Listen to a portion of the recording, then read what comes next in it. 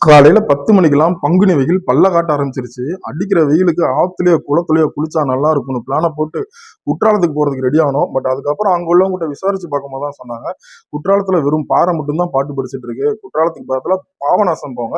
அங்க வந்து ஆத்து தண்ணி எப்பவுமே ஓடிட்டு இருக்கும்னு சொன்னாங்க. சரியா ஒரு 1 1/2 மணி நேரம் டிராவல் நேரா பாபநாசத்துக்கும் வந்துட்டோம்.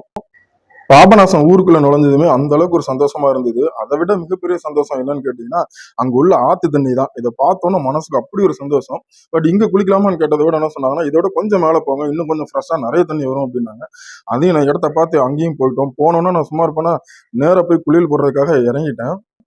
ஆனா இந்த இடத்துல கொஞ்சம் கூட்டம் அதிகமா தான் இருந்துச்சு. இருந்தாலும் பரவாயில்லன்னு சொல்லி கிட்டத்தட்ட ஒரு 1 மணி நேரம் சூப்பரா குளியல் போட்டதுக்கப்புறம் அவ்வளோ ஃப்ரெஷ்ஷா இருந்தது.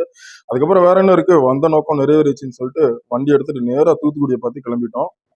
இந்த கோடை காலத்த சமாளிக்க நம்மளால இதுதான் முடிஞ்சிருச்சு. மறுபடியும் இன்னொரு வீடியோல உங்கள சூப்பரா சந்திக்கிறேன். அதுவரை நன்றி, வணக்கம்.